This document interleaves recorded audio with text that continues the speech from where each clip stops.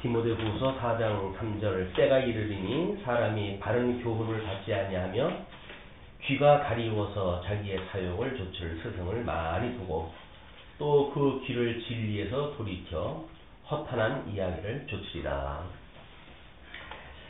오늘 9쪽 제5절 선택설과 후택설. 후택설. 그거 선택했고 후택. 그래서 후택설. 이제 10쪽으로 넘어가지고 네모 가로 안에 3번 후택설. 일단 그 후택설의 논증은 일단 타락을 먼저 생각하는 관점으로부터 나왔다는 것을 필요로 합니다. 하나님이 타락을 생각하면 죄의 문제를 먼저 생각하십니다.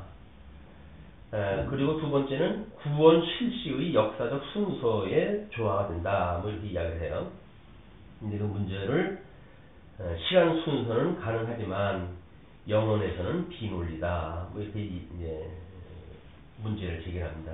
이 역사적 순서라고 하는 것은 영혼이라고 하는 그거는 과거, 현재, 또 미래가 초월되어진 개념이기 때문에 비논리라고 하는 개념은 아니죠. 영혼에서의 어떤 비논리라고 하는 그런 것은 아니고 영혼에서 하나님의 거창하신 뜻은 연역적인 그런 그 일이기 때문에 나름대로 논리적인 겁니다.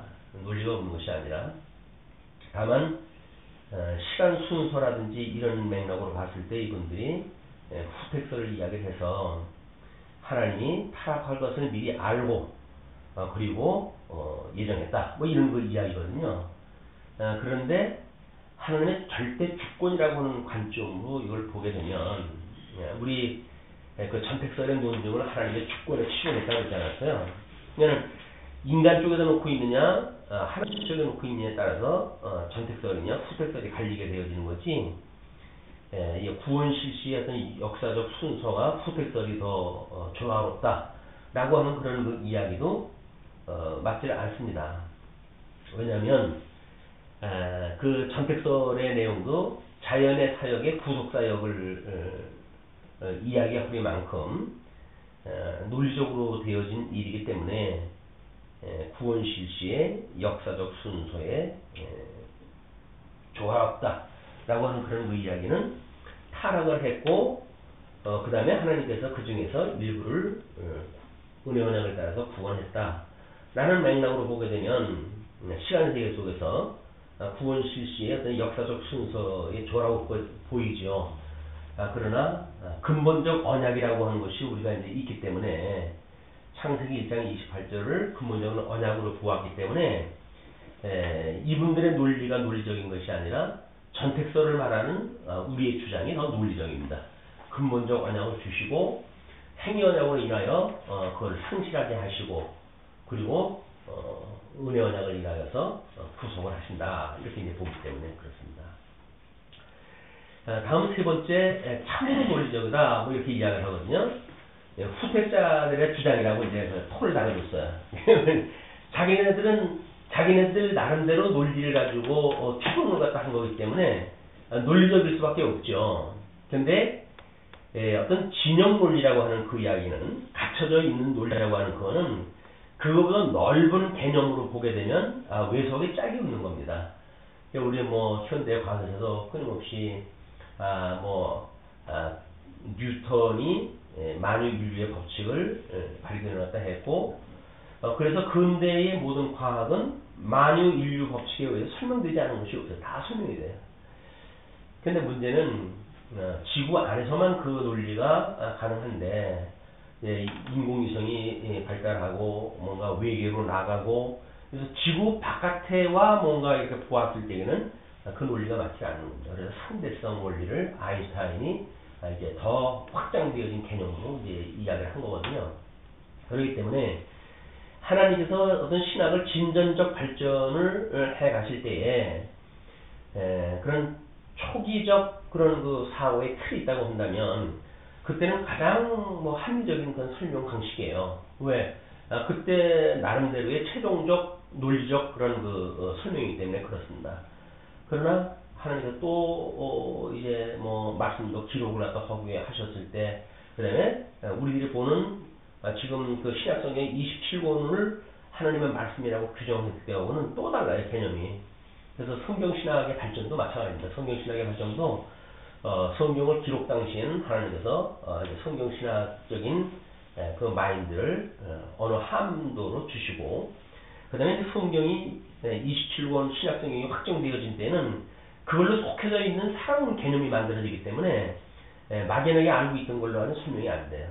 그래서 그걸로 확정이 되어지고, 종교개혁 때 지금 우리들이 가지고 있는 성경이 현재 목차로 규명이 되어지고, 그걸 이제 통전적으로 우리가 하나님의 말씀을 한 권의 책으로 이해한다 라고 봤을 적에는 그 개념이 또 더 새로운 논리를 가지고 추구가 되어지기 때문에 과거의 논리를 가지고는 안 됩니다.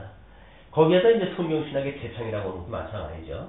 거기에 뭐 삼변약 중심으로 봤을 적에는 나름대로 이제 그 무슨 그런 논리가 맞다고 보여지지만, 거기에 의와 나라라고 하는 두 개의 양변학을 봐야 된다고 하는 새로운 관점이 만들어졌을 때, 과거의 그런 그 논리가 얼마나 빈약한지 우리가 요즘 체험을 하고 있잖아요. 이런 그 문제이기 때문에 자기네들의 논리가 논리적이라고 말하는 거는 근데 다른 사람들한테는 설득적이지 못하다. 누구든지 다 자기 얘기를 하니까. 그리고 이제 우월한 역사적 지위를 가지고 있다, 이렇게 이야기가 합니다. 그래서 원래 우리 주님께로 나가는 길은 좁은 길이고, 바깥에 그 길이 넓고 망하는 길은 넓기 때문에 사실은 많은 사람들한테 우월하다 뭐 이렇게 이야기 듣는 거는 인본적인 색채가 짙다는 거예요. 왜냐면 동의하는 사람들이 많으니까. 그러나 진리라고 하는 거는 동의에 의해서 되어지는 게 아닙니다. 뭐 요즘 어떤 국정화를 하는 분들이 뭐 사람들의 어떤 얼마나 동의하느냐 라고 하는 거에 의해 가지고 결정되어질 문제가 아니다, 뭐 이렇게 이야기가 하거든요.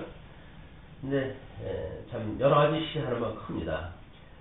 정치라고 하는 거는 어차피 많은 사람들을 행복하게 하는 그런 일이기 때문에 어떤 소수의 의견을 추구해 나간다고 한다면 그 문제가 있는 거죠. 그런데 이제 이건 진리 문제란 말이에요. 진리 문제이기 때문에 이 진리는 보편적이지가 않다. 그래서 이분들의 그런 그 이야기는 별로 설득력이 없습니다. 두 번째, 이제 반증에 대한 이야기 들어보면 죄의 문제를 해결하지 못한다고 이렇게 이야기를 했어요.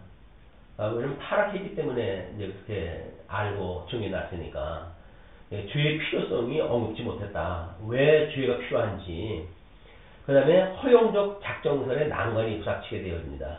왜냐면 하나님의 주권을 약화되어지기 때문에 하나님이 뭐 죄를 짓도록 어떤 그 허용을 했다라고 하는 우리가 앞에서 이야기했던 전택설에 대한 그런 그 논증과는 반대가 되어지거든요. 그래서 허용적 작정설의 난관에 부닥치게 되어진다. 세 번째는 유기의 원인의 해명에 난관이 있다. 왜 버렸는가? 버리고 선택하심이 하나님의 깊으신 뜻에 의한 것인데 이분들은 그럼 왜 버렸단 말이냐? 이런 거 설명할 수가 없죠. 그러니까 선택이 만약에 그 후택으로 해서 이루어졌다고 한다면 버리는 거는 더더군다나 설명이 안 될 수밖에 없는 거예요. 그 다음에 신적 작정의 통일성을 보여주지 못한다. 모순을 지적하기는 앞에서는 기억과 그 다음에 시의 논리적이라고 하면서 통일성을 보여주지 못한다고 하니까 일단 그거는 지금 모순이 있는 것이다, 이제 그렇게 보여지고, 그래서 그걸 정리를 했을 때 전반적인 경향을 한국 교회의 전반적 경향은 후택설이다. 그 이유는 하나님이 이유 없이 선택 유기를 했다면 하나님이 그 결과를 책임져야 하기 때문이다. 맞아요. 이건 한국 교회가 전통적으로 장로 교회가 이제 들어와서 복음을 풀었다고 하지만 사실은 뭐 감리교라든가 뭐 이런 성결교회라든가 많은 그런 다른 교파들이 들어와가지고 되어졌고, 근본주의라고 하는 그것 때문에 어떻게 보게 되면 칼빈주의와 알미니안주의가 근본주의라고 하는 걸로 좀 묶여져 있는 거란 말이에요. 그렇기 때문에 이분들이 말하는 걸 수용하지 않고는 같이 살 수가 없어요. 그런데 전택설을 수용을 하려고 한다면 후택설을 가지고 있는 사람들이 엄두를 낼 수 있는 일이 아닙니다. 이거는 왜 인간 중심으로 뭔가를 유출하다 했는데 그걸 신 중심으로 본다고 하는 건 역부족이 안 돼요. 그렇기 때문에 어쩔 수 없이 인간 중심으로 바꾼 사람들에 대해서 신 중심으로 바꾼 사람들이 한 발 양보해가지고 함께 묶인 것이 이 근본주의라고 하는 약점입니다. 이것이 시대적인 하나님 또 섭리의 뜻이 있으시겠죠. 그래서 아담 한 사람을 다 망하게 하신 뒤에 일부를 구원해 내셨듯이 우리들도 아르미니안주의와 칼빈주의를 한테 묶어가지고 지리멸렬 다 하게 하시고 거기서 특별히 이제 소수자들을 뽑아가지고 하나님의 절대 주권을 이야기하고 하나님의 영광을 찬양하고 하는 그런 소수의 어떤 하나님의 백성들을 만들어 가시기 위한 그런 그 섭리가 있을 거라고 보여집니다. 그래서 지금 보편적인 뭐 이런 그 복음이라든가 뭐 이런 것들이 뭐 어떻게 보게 되면 숫자적으로 많고, 그리고 잘못되어진 교리를 주장하게 되면 이제 이단으로 정지하고 뭐 이러기 때문에 쉽게 다른 말을 꺼내기가 어렵게 되어져 있는데, 과거에 이제 과거 이런 어떤 교리 신학을 나름대로 비판한다 라고 하는 걸로 해서 과거에 신조에 대한 걸 잘못 건드리고 해가지고 시비 걸린 것들이 상당히 많이 있어요. 근본적으로 해가지고는 예수님의 죄성에 대한 문제 뭐 이런 것들을 괜히 건드려가지고 예수님은 우리의 형상을 입고 왔기 때문에 그의 몸이라고 하는 그런 그 단어가 말하듯이 우리의 죄를 입은 그 몸을 말한다 뭐 이렇게 이야기를 함부로 해가지고 2단이니 3단이니 해가지고 난리가 났잖아요. 이제 그걸 극복하기 위해 가지고 결국은 그쪽에 뭐 분들이 표현이 뭐 설사 당신의 이야기가 맞는다고 하더라도 교회가 지금까지 가져왔던 전통적인 견해는 그거를 그렇게 이야기를 하지 않기 때문에 지금 총회 쪽에서 이야기하는 거를 수용한다고 하고 그런 차원에서 우리가 정리를 다 해주겠다 이렇게 이제 협의가 됐어요. 그냥 결국은 그걸 포기한 겁니다. 예수님의 죄성에 대한 걸 포기를 한 거예요. 그런데 하나님의 의라고 하는 관점으로 성경을 보니까 예수님의 그 어떤 죄성이라고 하는 건 말하면 안 돼요. 성경이 그렇게 말하지 않기 때문에 그렇습니다. 이것이 또 다른 이제 그 논리를 우리가 찾아내는 일이기 때문에 신학적의 그 신학이라고 하는 것이 진전적 발전에 의해 가지고 우리가 건드릴 것이 있고 건드리지 않을 것이 있다. 그래서 할 수만 있으면 믿음의 선배들의 것을 뒤집어 엎는 것은 그 좋은 일이 아니다. 지혜로운 일이 아니다. 나름대로 부족한 것이 있으면 더욱 보충을 하고 그래서 완성도 높은 그런 어떤 신학을 우리가 논의를 갖다 해가야지 너희들은 잘못되어졌고 내 거는 맞아 라고 흑백 논리로 가져가게 되면 이게 결국은 공멸하는 그런 그 길이기 때문에 그렇습니다. 그래서 교회가 2000년 동안 지켜왔던 어떤 신조 문제라든지 그런 거는 잘 살펴보게 되면 그 사람들이 왜 그렇게 말하지 않으면 안 될 만한 시각적인 이유가 있어요. 그걸 우리가 잘 밝혀내면 오히려 더 풍성한 복음을 오고 오는 세대에게 우리가 전승하고 보존할 수가 있다. 이렇게 생각하시면 좋을 것 같습니다.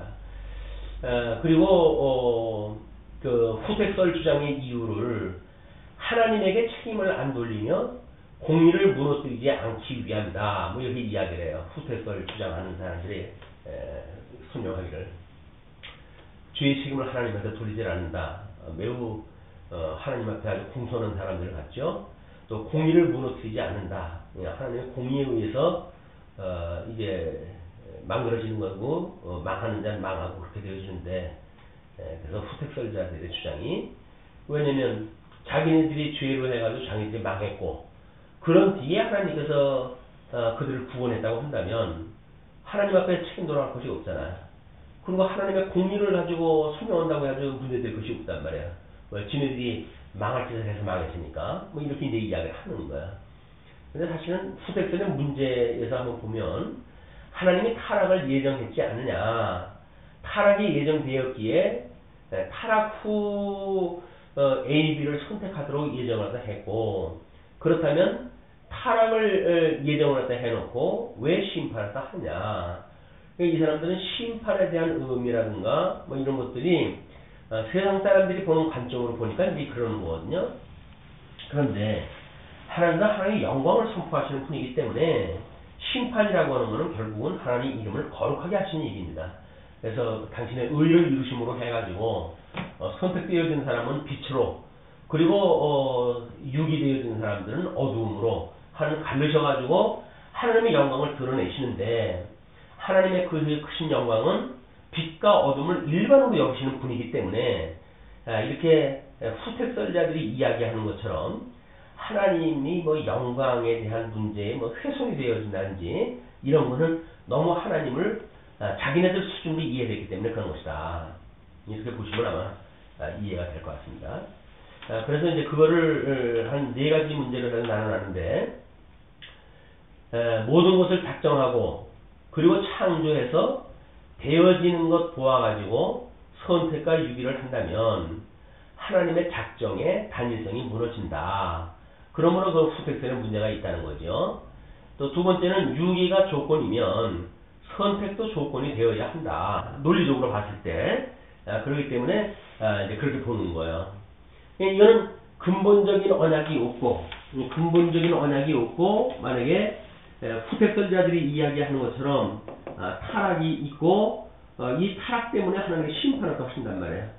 하기 때문에 여기서 육이 되어지는 사람은 타락했기 때문에 유기가 되어지는 거 아니에요? 근데 선택되어진 사람은 어떻게 되어질까요? 선택되어진 사람은 이 타락이 안 되어야 이게 선택되어진다는 이야기가 되어지는 거 아닌가? 이 사람 논리로 한다면. 그렇기 때문에 근본 언약에 의해 가지고 이제 필히 복과 저주가 동시에 주어지고, 그리고 그들을 에덴 동산에 이끌어 들이고 그다음에 선악을 알게 하는 행위 언약을 주시고, 그거에 의해서 다 망하게 하신다. 그리고 은혜 언약을 인해 가지고 그 선택하기로 한 사람들을 구원하는 논리야말로 이런 어떤 전택설이냐 후택설이냐라고 하는 여러 가지 문제를 가장 심플하게 정리할 수 있는 문제라고 보여집니다. 그래서 이제 이런 전택설이나 후택설이나 이런 그 문제는 우리가 말했던 양대 언약 성취선이라고 하는 이런 통속 성경 개론적 입장에서 보게 되면 문제될 것이 아무것도 없다. 이렇게 보여집니다. 다음에 하나님의 절대 주권이 감소한다. 그렇죠. 후택설을 하게 되면 하나님이 절대 주권을 가지고 뭘 갖다 해야 되는데 타락할 거 뭐 다 알고 그렇게 하셨으니까 그 타락한 인간의 타락이라고 하는 그 영역만큼은 하나님의 주권이 영향력을 미치는 게 아니잖아요. 근데 그거는 죄의 책임에 대한 문제이기도 같기 때문에 전택설이라고 해서 자유롭지 못합니다. 다 마찬가지예요. 죄의 책임이라고 하는 문제가 없이 어떻게 이 선택이나 유기를 말할 수 있느냐라고 하기 때문에 이분들 논의가 아주 언저리만 빙빙 돌게 되어지는 거나 마찬가지예요. 칼빈과 그 직계 제자 배자도 전택설을 주장하다 했다. 우리 종교개혁자의 그 유명한 신학자 칼빈이 그 전택설을 주장을 했다면 그럴 만한 이유가 있지 않냐, 뭐 말이 맞냐, 뭐 이런 그 이야기거든요. 근데 실질적으로 칼빈은 자기가 말했던 그런 그 신학의 내용도 성경이 그리 말하지 않는다고 한다면 언제라도 그걸 뒤집으라고 이렇게 이야기를 했어요. 그렇기 때문에 칼빈이라고 하는 신학자가 권위가 될 수는 없습니다. 성경적인 권위여야지. 이런 건 오히려 뭐 말거리 만들어내는 일이기 때문에 별로 그렇게 지혜로운 방법은 아니다. 결론적으로 누가 하나님을 신문하겠는가? 토기장이의 비유를 들어가지고 하나님에 대한 무지로 말미암아서 이런 논리를 핀다. 뭐 그런 그 이야기예요. 뭐 그렇게 해도 좋습니다. 뭐 그게 좋은데 뭐 이런 이분들 나름대로 논리적이고 이런 설명을 다 하는데 이렇게 설명한다고 해서 또 그것이 설명되어지겠어요? 얘는 우리 하나님께서 뭐 이분들도 다 성경적인 근거에 의해서 이걸 설명을 다 하는 거니까. 그래서 어떤 부분적인 논리를 가지고는 이건 시비의 영역에서 진리를 우리가 추구해 왔다. 예. 성경적인 거에 의해 가지고 설명이 되어져야 가능하지. 철학적으로 어떤 반대 이론을 가지고 어떤 것이 옳으냐라고 하는 거를 가름하기는 나름대로 칼빈주의자가 보게 되면 전택설을 유리하다고 볼 것이고, 또 알미니안 주의자가 보게 되면 후택설이 논리적이고 그것이 타당성이 있다고 볼 거거든요. 그렇기 때문에 이거는 영원한 이제 갈등을 가질 수밖에 없다. 성경에 의해서 이거를 어떻게 묶어낼 수 있는 것인가? 전택설과 후택설이라고 하는 것이 지금 이간에 하나님의 이 예정을 함에 있어서 타락 전에 예정을 갖다 했느냐, 후에 예정했느냐 그 이야기란 말이에요. 타락이라고 하는 걸 기점으로 놔가지고 타락 전에 예정을 갖다 했느냐, 타락 후에 예정했느냐에 대한 문제인데, 하나님의 그 예정이라고 하는 것은 타락 전이냐 후냐라고 하는 이 문제가 개입될 수가 없습니다. 왜냐하면 예정은 이미 타락이라고 하는 이 계시세계 이전의 일이거든요. 우리가 예정이라고 하는 것이 하나님의 뜻이 하늘에서 이루어졌다고 한다면 영원한 성취, 언약 성취가 되어진 거예요. 그걸 계시했던 것이 이제 우리 창세에서 보여주는 아담의 타락의 문제이기 때문에 이런 해 아래의 계시적인 사건을 마치 영혼에 대한 문제하고 묶어가지고 해결하려고 하는 이 시도가 잘못되어진 시도지요. 영혼이라고 하는 거고 시간 세계에 있는 개념하고 이거를 어떻게 묶어가지고 설명을 되어지겠어요. 이거는 우리 통속 성경에서 이야기하는 근본적 언약이라고 하는 그런 문제로부터 타락과 은혜와 라고 하는 것이 논리적으로 설명되어진 거에 의해서 밖에는 설명할 수 없다. 그렇기 때문에 그냥 예정론이지 타락 전 예정이라든가 타락 후 예정이라든가 이런 논리 자체가 설명이 안 되는 겁니다. 그래서 일축을 갖다 하시고 그냥 근본적 언약 그리고 행위 언약, 은혜 언약 이렇게 나눠가지고 설명을 하게 되면 그냥 설명을 하면 돼요. 설명을 하면 하나님께서 이미 타락하기 전에 하나님한테 생육하고 번성하고 복주고 틀림없잖아요. 그리고 뭐 생육하고 번성하고 땅을 차지하고 정복하고 그리고 다스리라 라고 하는 약속을 하신 것이 분명하기 때문에 그건 타락과 상관없이 언약을 하신 거란 말이에요. 이미 계시되어진 세계 속에서만 본다고 하더라도 이 문제는 그 근본 언약으로 보지 않고 에덴 동산에서 타락을 갖다 먼저 했잖아요. 그 뒤에 하나님이 구원하신 걸로 지금 이제 우리 계신 거 보고 있단 말이야. 그러니까 그러면 어떻게 타락이라고 하는 그 문제가 예정을 갖다 했을 때 타락 전에 예정을 갖다 한 거냐, 타락 후에 예정했냐라고는 문제가 만들어질 수 있지만 우리처럼 타락이라고 하는 이전에 영혼으로 거슬러 올라가는 것이 아니라 근본 언약이라고 하는 데까지 가게 되면 이 모든 문제는 해결이 됩니다. 이렇게 보시면 되겠죠? 다음에 이제 6절에 다른 교파들의 예정관입니다. 루터파의 교리 신협동론이라고 이렇게 이제 규명을 했어요. 협력의 교리와 절대적 예정의 교리 둘 다 기각이 되어집니다. 그리고 선택의 대상들을 믿고 끝까지 신앙에 견인할 것을 하나님이 미리 보셨다. 미리 보셨다. 그러니까 예지 예정은 사람의 행동에 의하여 하나님이 결정한다. 라고 하는 그런 거기 때문에 사람이 원인이 되어지고 오히려 하나님이 후속 섭리가 하시는 분으로 나타나며 제일 원인이 될 수가 없다. 이때까지 신존재 증명이라든지 이런 걸 이야기할 때 하나님을 제일 원인자로 이야기했다 했는데 이건 교리적으로 맞지 않죠. 예지 예정은 사람의 행동에 의하여 하나님이 결정하기 때문에 이건 말이 될 수가 없다. 다음에 이제 알미니안 교리입니다. 신적 은혜, 회개, 신앙, 계명을 지키게 한다.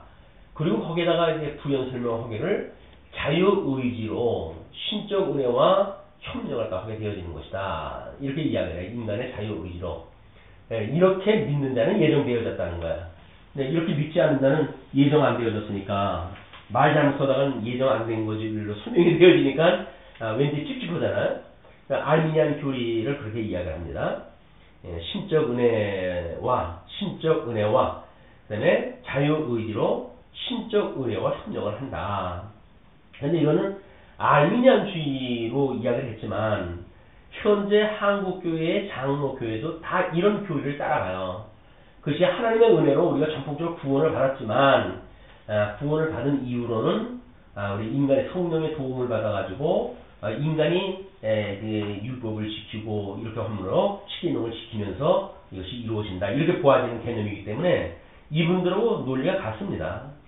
여기서 이제 조금 이제 시간이 경과되어지는데 웨슬레파 알미니안주의가 등장을 하게 되어지는데 이분들은 하나님이 신앙과 거룩한 생활을 성결하시는 자들을 구원하기로 선택하셨다고 단언하므로 결국 조건적 예정을 말한다. 그러면 하나님이 신앙과 이 거룩한 생활까지도 미리 보시고 그래서 그렇게 성결을 하는 자들로 하여금 구원하기로 선택하셨다. 이렇게 이제 그 감리교에서는 교리적으로 정리가 되어진 거예요. 그래서 결국은 조건적 예정을 이야기합니다. 인간이 구원받을 짓을 했고 그리고 구원받을 만한 선한 열매를 맺는가 그런 그 이야기예요. 근데 하나님께서 예정하셨다는 이야기는 결국은 이 세상에 만들어질 그런 그 일들이 이 예정이라고 하는 건 하나님의 뜻 아니에요. 이 하나님의 뜻이 하늘에서 이루어졌잖아요. 그리고 이것이 이 땅에서 이루어지기를 우리가 늘 기도하잖아요. 이것이 우리 계시의 사건이라고 이렇게 이야기를 했단 말이에요. 계시의 사건. 그렇게 되어지기 때문에 하나님의 뜻이 이 땅에서 이루어진다고 하는 그런 그 이야기는 결국 이 영혼이라고 하는 게 따로 있는 것이 아니라 이 뜻이 이걸 우리가 신존재 문제를 이야기했을 때 이건 내재라고 이야기를 했고 그리고 이 뜻이 이루어진 것 하늘에서 이루어진 것 이거를 하나님의 내재의 현현으로 보았단 말이에요. 드러내신 것으로 보았어요. 이 내재가 내부적인 거라고 하면 외적으로 외향적인 것 바깥으로 어떤 그 외향했다 드러났다 그 이야기죠. 이런 걸 우리가 하나님의 존재로서 이야기를 했기 때문에 지금 하나님의 뜻이 하늘에서 이루어진 건 영원한 세계의 이야기예요. 영원한 세계. 그렇죠? 하나님이 따로 있고 뭐 세계가 따로 있고 그런 건 아니겠잖아요. 하나님이 계시니까 하나님 세계가 있는 거니까. 그래서 내재되어져 있는 하나님의 뜻이 하늘에서 이루어진 거는 이렇게 바깥에서 드러났다. 이런 그 이야기고 이렇게 하늘에서와 같이 땅에서 이루어지게 해달라고 하는 것이 계시로 우리에게 보여진 것이고 계시에 의해서 보여진 거에 의할 것 같으면 하나님께 양전약을 주시고 에덴 동산에 이끌어가지고 행전약을 주시고 은혜 언약을 주셨다 라고 하는 그 논리만 계시에 남을 뿐이에요. 그러니까 이 영혼과 시간 세계의 계시 세계를 묶어가지고 설명할 이유가 없는 것이기 때문에 우리가 이게 어떤 오해가 있느냐면 뭐 우리는 하나님께서 예정했잖아. 그러니까 내가 뭐 이렇게 한다고 저렇게 한다고 해서 망할 건 아니잖아. 이렇게 이야기한단 말이에요. 그러면 어떤 논리의 모순이 있냐면 예정이라고 하는 거는 이미 영원한 이야기 아니에요? 영원한 이야기. 근데 계시 속에 살고 있는 우리가 나는 영혼이 선택되어졌어. 그러므로 나머지의 모든 삶에 대한 것에 영향 없이 나는 구원을 받은 거야. 이렇게 이야기를 한단 말이에요. 근데 이거는 시간세계 속에서 이야기 아닙니까? 이건 영원한 우리 예정이고 시간 속에서의 어떤 논리라고 한다면 어떻게 선택되어진 사람이 어떻게 엉망적인 삶을 살 수가 있겠어요. 이게 잘못되어진 거란 말이에요.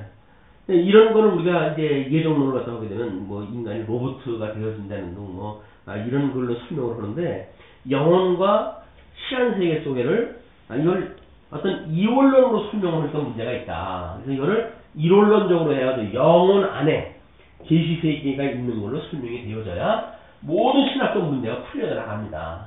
이것이 없으면 시간세계를 어떻게 영원한 논리를 갖다 설명을 하겠어요. 안 되지. 이런 어려움이 있는 거다.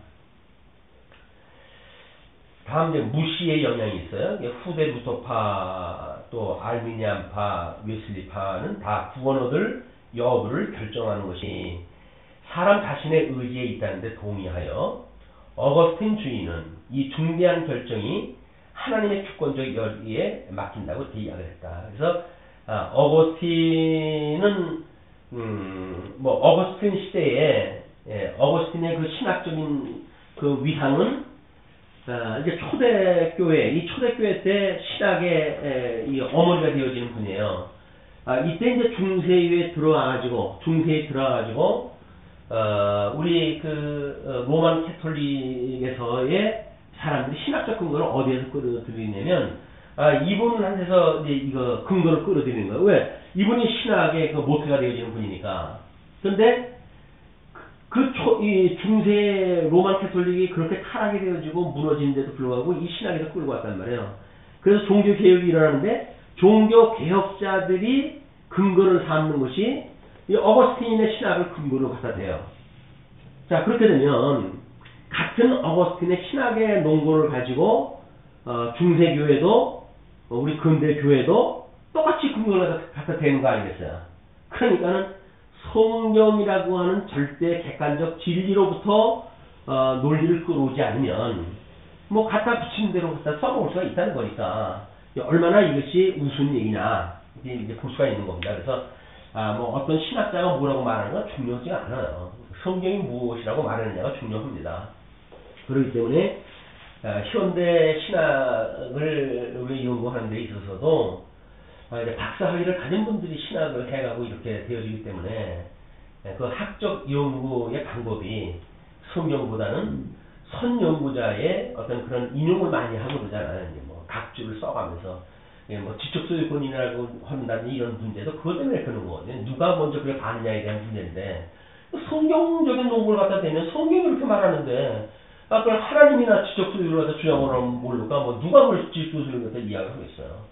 우리 그렇게 보는 것이 정당하다 이렇게 보아지는 겁니다. 그래서 모든 성경적인 그 논의, 신학적 논의는 성경적 그 근거를 직접 끌어다쓰는 것이 매우 유익하다. 그렇지만 뭐 다른 분들도 다 성경적인 근거를 갖다 쓰는데 이제 문제가 있는 겁니다. 그 다음에 이제 설명하다 할 때 인간 대 하나님을 칼빈주의는 인간은 0, 하나님은 100으로 보는 것이고 아르미니안주의는 뭐 그걸 합친 걸로 이제 보아지니까 1대1로 본 것이고 펠라기우스는 오히려 그 인간을 100으로 놓고 하나님을 0으로 보는 것이다. 뭐 여기 예를 들어 설명을 했어요. 이것이 그동안 이제 후색설까지에 대한 설명입니다. 다음번에 가게 되면 하나님의 창조가 나와요. 이게 하나님의 사역으로 해야 예정 문제 창조 전에 이제 사건들로 설명이 되어졌고 다음에 6절로부터 설명되어지는 내용은 하나님의 창조에 대한 이야기가 되어집니다. 다음 시간에 그렇게 공부하시도록 오늘 여기서 마치죠.